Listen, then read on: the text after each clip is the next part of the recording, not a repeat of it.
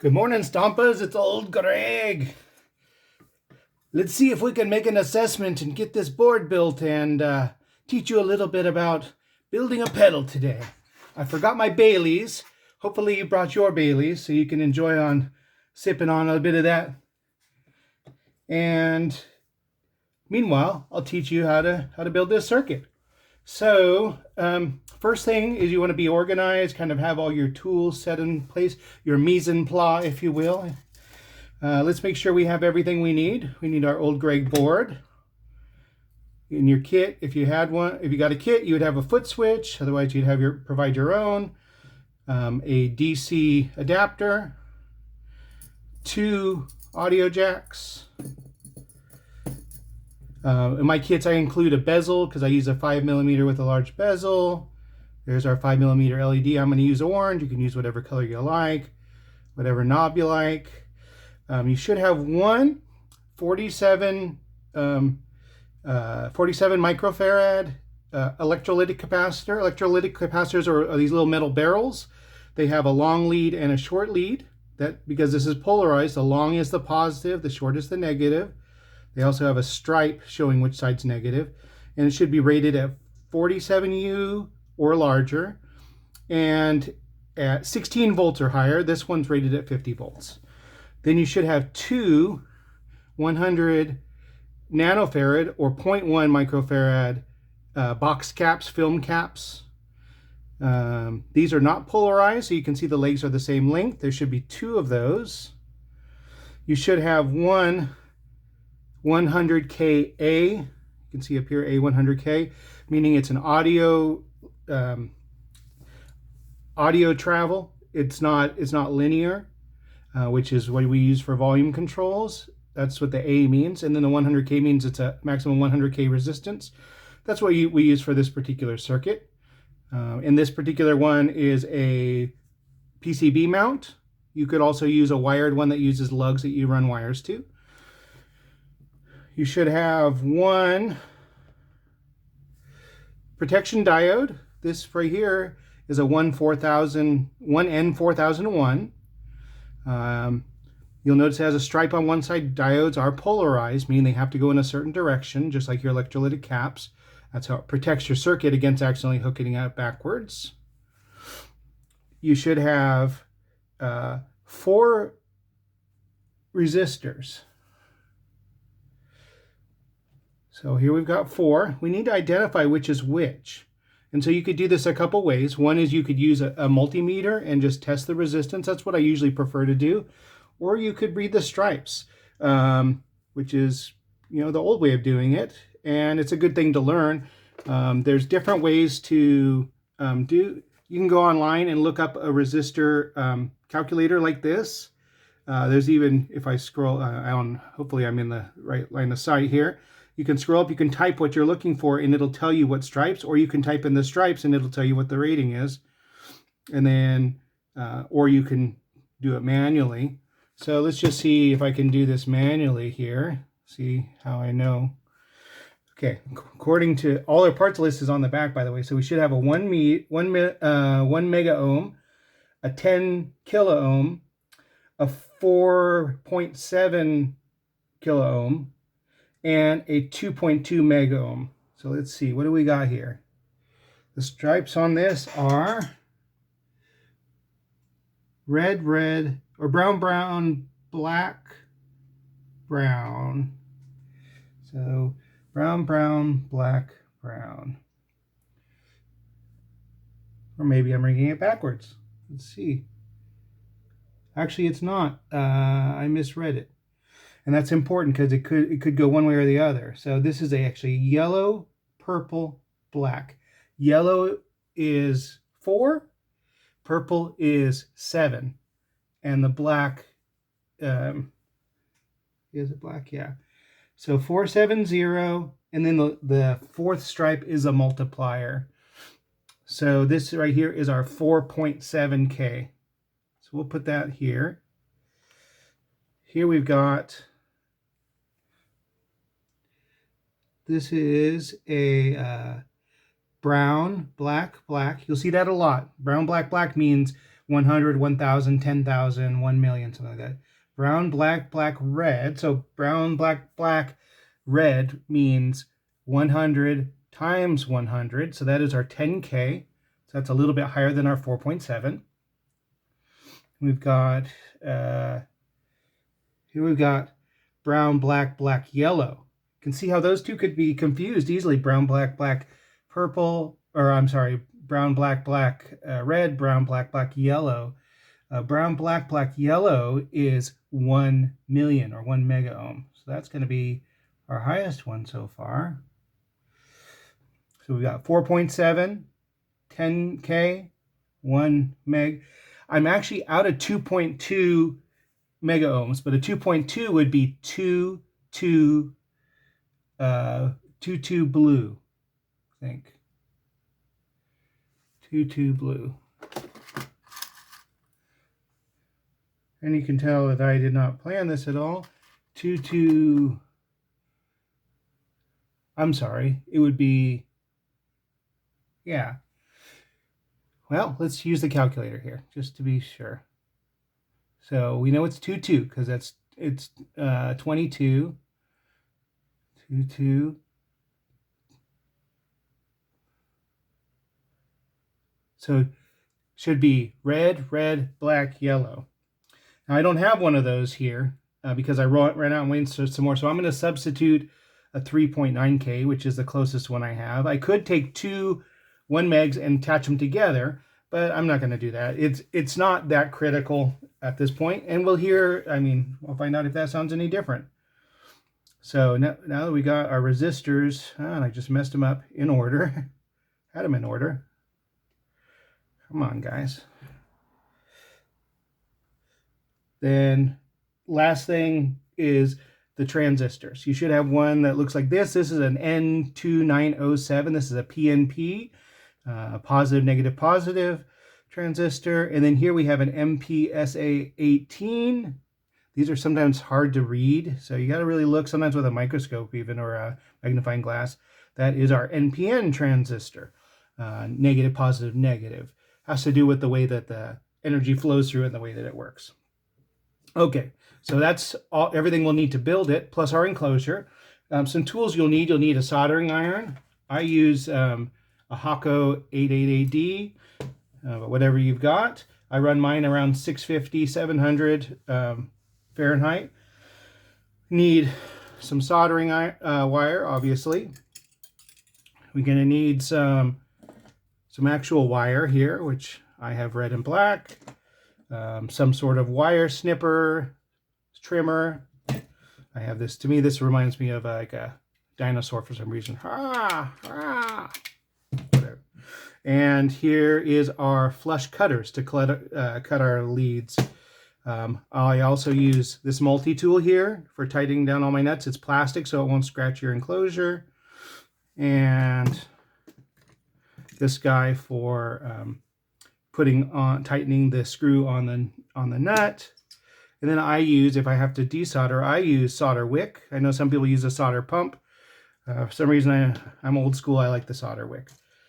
So let's begin. So whenever you're building a circuit, you always want to double check everything before you solder, because the most common mistakes have to do with putting the wrong value in the wrong spot. Luckily, this is a pretty simple one, but you can still make mistakes. So we always start with the lowest profile devices because it makes it easier to assemble. So let's start with the diode here. Again, you got a stripe on one end. The graphic on the board will correspond with that. D1, you can see there's a stripe on one side. So just bend our leads here. Get them as close to the body as possible. Slip them through there. Again, double checking that the stripe matches the stripe. Press it flush. And then I like to bend the leads just slightly. If you bend them all the way over, and when you go to, if you have to desolder a part, it becomes harder to take out.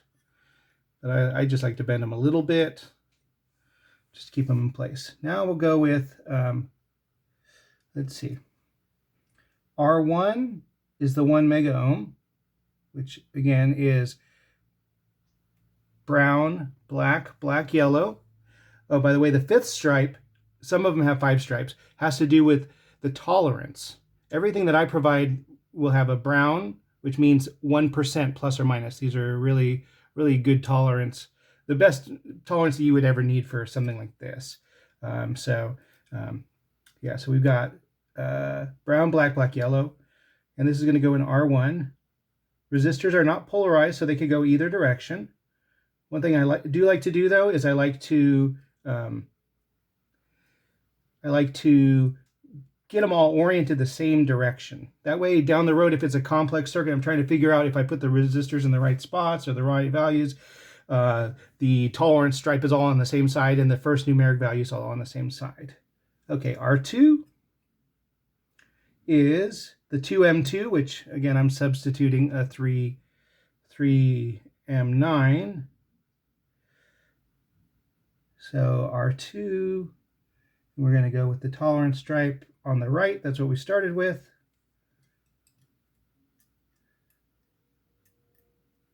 This is going in R2. Dun, dun, dun. Now we're going with R3, which is 10K. So that's going to be brown, black, black, red.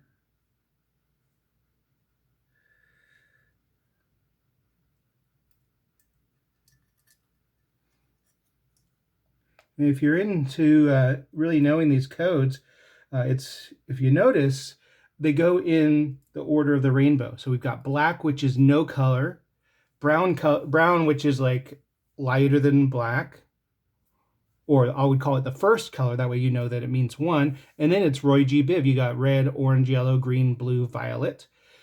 And that's covered you from 0 to 7, which is pretty much everything you would use. After that, it goes gray and then white.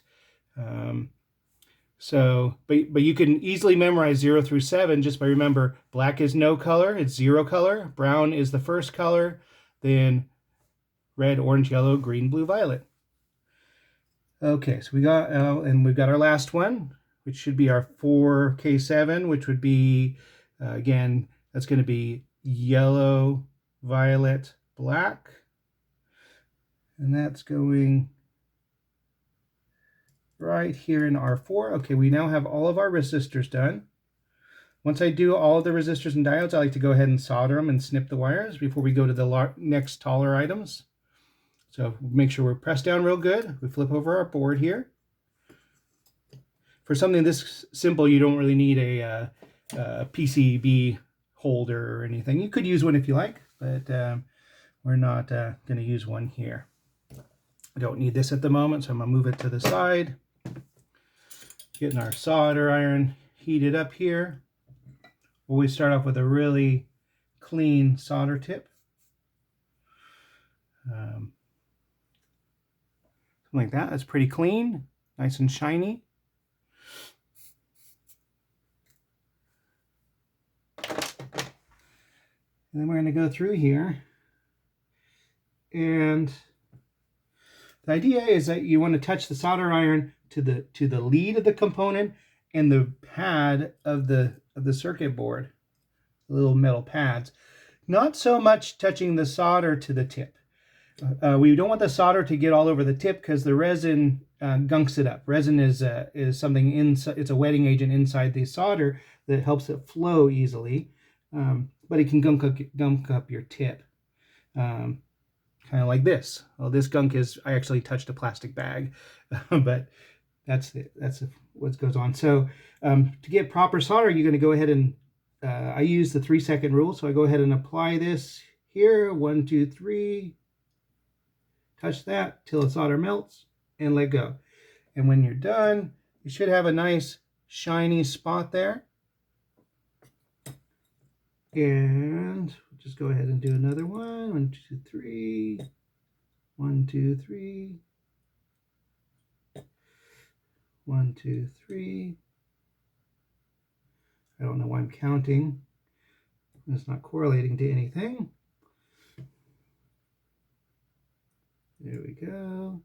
We just don't want to hold our solder iron on there too long because some components are heat sensitive, like transistors and operational amplifiers and such. After a few joints, go ahead and clean your tip. Start again. Again, solder is your glue. The idea is to get it to glue together the pad and the component. And your solder iron is just really there to produce the heat. But we really don't want to get a lot of solder on our iron itself. We take a very close look to make sure that all joints are soldered nicely. I don't know how well you guys can see, or if I'm showing this correctly to the camera, but maybe I'll take some pictures and show you afterwards. But they should look like little Hershey's Kisses. Sometimes if you don't put enough solder on there, it'll seem like a little hole or a little divot around the lead. And you want to go ahead and hit that with the iron again to make sure that happens. Sometimes when I want it really neat, if I don't feel that they're as neat looking as I'd like, then I go ahead and hit them with the solder iron anyways after I snip the leads. So I'm going to go ahead and snip the leads with the snip cut. Hold your leads because these things will go flying everywhere, and you do not want to step on one of these. You don't want your significant other to step on these even more. Trust me, I've been there. So I'll just kind of snip them and set them aside. Sometimes we use these for other things afterwards, but most of them you can throw out. So you see how the joints now, because I snipped them, they look a little wonky. I don't like that. I want to make sure that nothing's touching. So just reflow them. And when I reflow, you watch it take the shape. Watch this one here. Oop.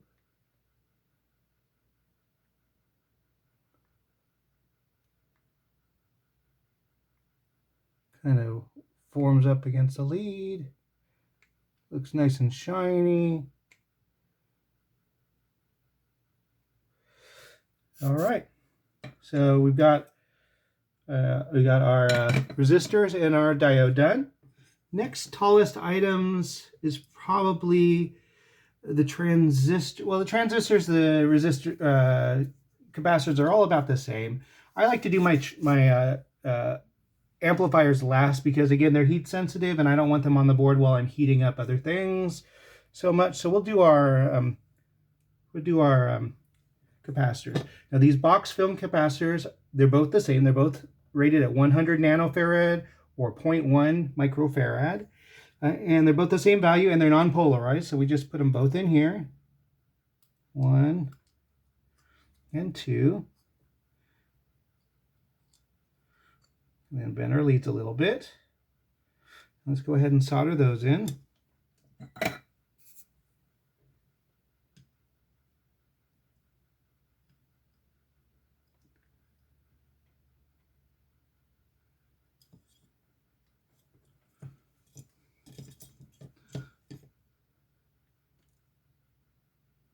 Hopefully you guys can see this okay. I'm not monitoring what I'm doing. I'm just going for it. Of course, feel free to DM me or reach out to me if you have any questions whatsoever. I'm here to help with this project and with anything. It's one of my favorite things to do is to help people, see them succeed at things that they want to do and provide that sort of positive atmosphere in the hobby. Because it's fun. When you build your first circuit and you fire it up and it works, it's exciting. And when you build your 100th circuit and it works, it's still exciting because it's like you created something. Okay, so let's go ahead and do electrolytic capacitor. This is, again, polarized. You've got a long lead, which always represents positive, and a short lead, which represents negative. You also have a stripe here, which you can see from the top, that tells you negative. On the pads here, you've got a, over here, you've got a plus sign for positive. You can see that. Then you also have a square pad and a round pad. Square pad means positive. So make sure that our positive long lead is in the square pad, and then our negative lead is in the other pad. Go ahead and do this guy real quick.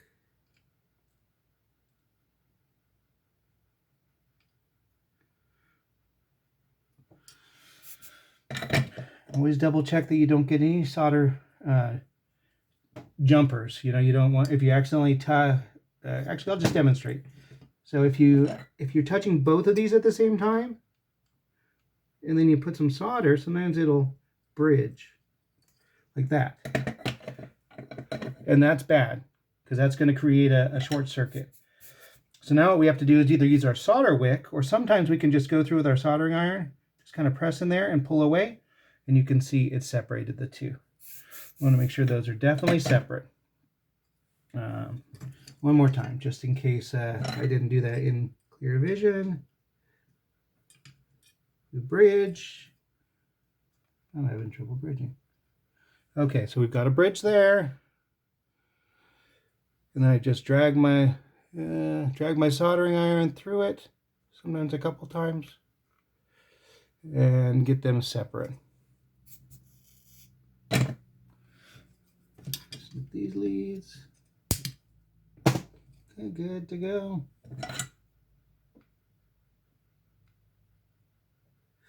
Okay, now let's do our transistors, and then we're going to do our hardware. So we'll start with the round metal one. It's got a little tab on one side. So when you're looking, this is Q1. Q is for transistor for some reason. Don't ask me why. But it's on the silk screen, you have that little tab there. And so you insert it thusly, press it down as close as you can to the board. If it doesn't go all the way down, that's fine. And on my second run of boards, you'll see that I wrote EBC here. On the first board, I thought I printed that and I didn't on accident. EBC has to do with what the pins do. E is an emitter, C is collector, and B is base. And some transistors have different pin configurations. This particular, the MPSA 18, which isn't the same shape as the silk screen, is, if you're looking at the flat side, EBC, but sometimes they are CBE or different forms. So it's important that we match that. If you put it in backwards, it's not going to work properly. It may end up being cool, but it's not going to do what it was supposed to. So because the silk screen's a little different, so what I did was I bent the base pin out a little bit so that it leans out in that triangular fashion. And just slide it in. And if you have it correct, the flat face will be facing outward. And we can go ahead and solder it.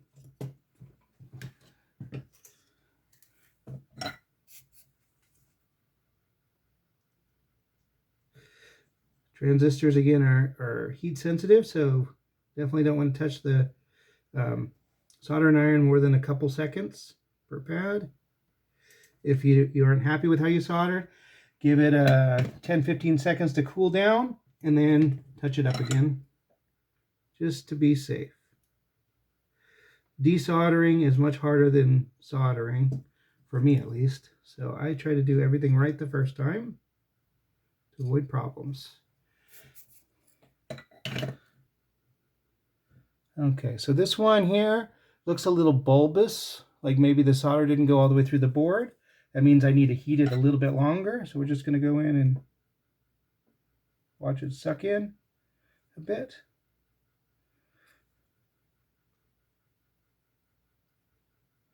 Again, it's important to touch the pad and the lead both. There we go. Those are looking much better. This one too. If you rush a little bit, you know, again, the solder might not flow all the way through. There we are. Looks pretty good. Now let's snip. And then we're ready to do our hardware.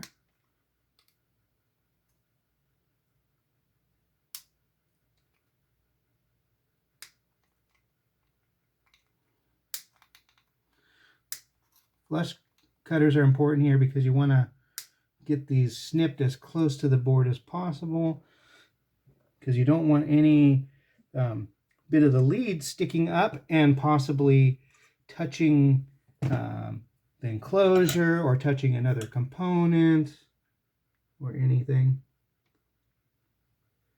So you don't have to do this. I just like to do this sometimes.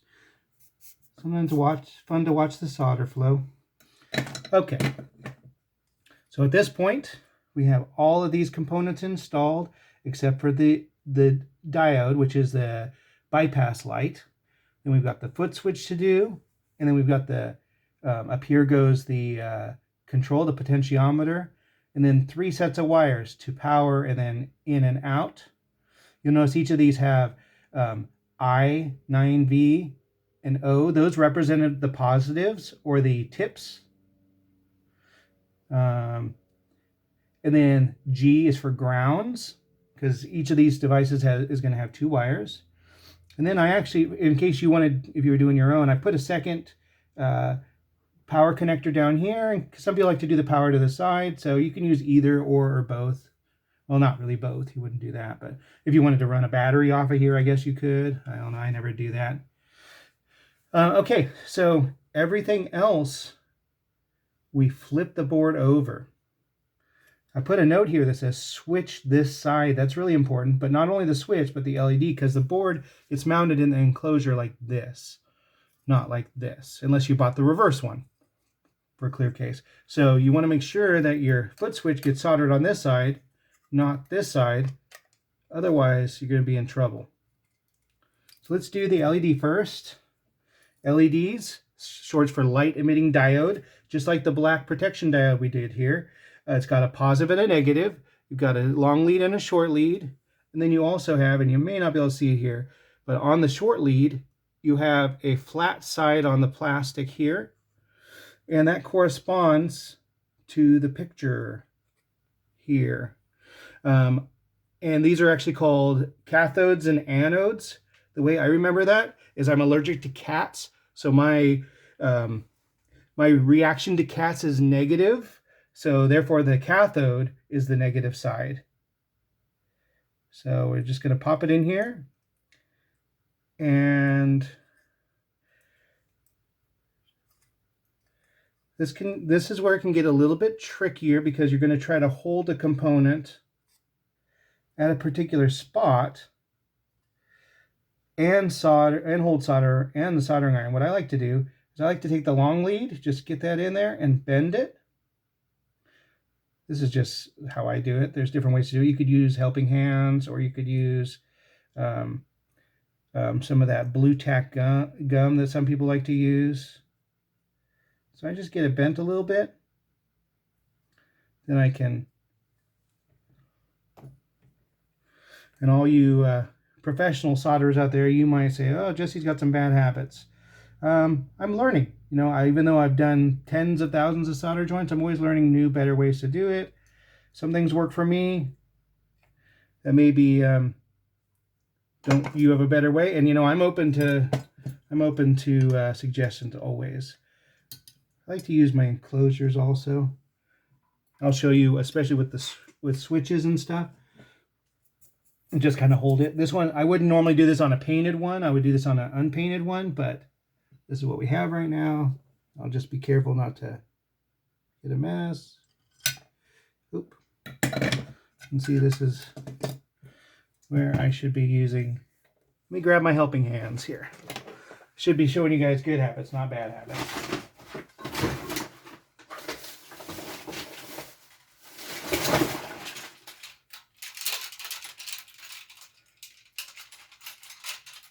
It's caught. My octopus. This thing's huge, so I use it when needed. But the advantage of it is you can hold the board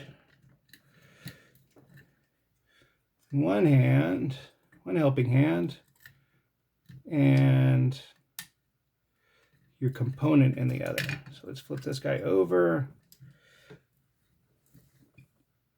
And this one's nice because it's got a LED and a magnifying glass and all that stuff. But okay, where'd my LED go?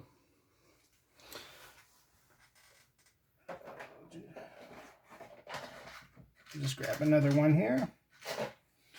I will find it sooner or later.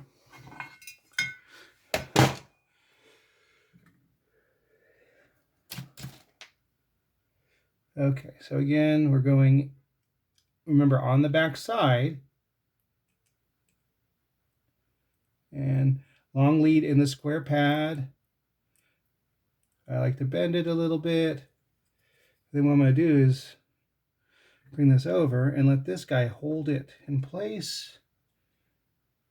Get them both kind of where I want it. And now my hands are free.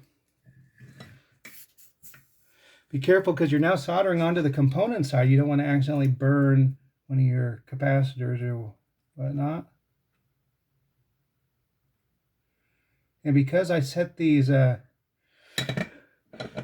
this particular LED, I set it at the maximum height, like I just barely get them in there. I don't have to measure it. If you were doing a different depth of enclosure, you might have to slide it in or slide it out, or we can't slide it out anymore, but slide it in. And so you may want to just put it all the way through, bend the leads, set your height, and then solder it. But we're using a deep enclosure here. So, okay, so that's done. Next is the foot switch. Foot switch, let's go ahead and remove all this hardware. We don't need it at the moment.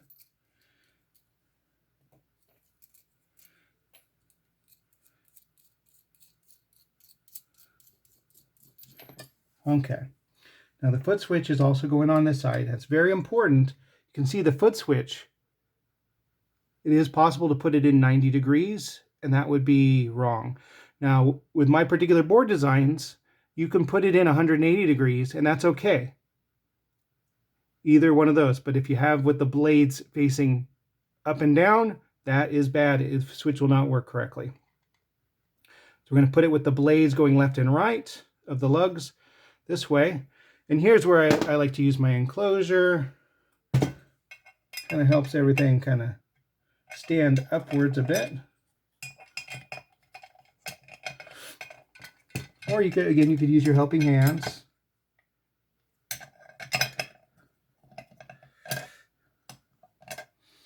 And now, foot switches, I always provide the highest quality foot switches, but they are also somewhat heat sensitive. And so I like to do 3 lugs and then give it a few seconds to breathe. And this takes a lot of heat and a lot of solder because this is a big lug. So put it on there, flow our solder all over the place. Go to the next one. Go to the third one. And now, if you touch it, you feel it's a little warm. So I give it a few seconds. If there's other things I need to prep, I can take my hardware off of my jacks. I do that. Or I start to cut my wires. All right, let's do the next one.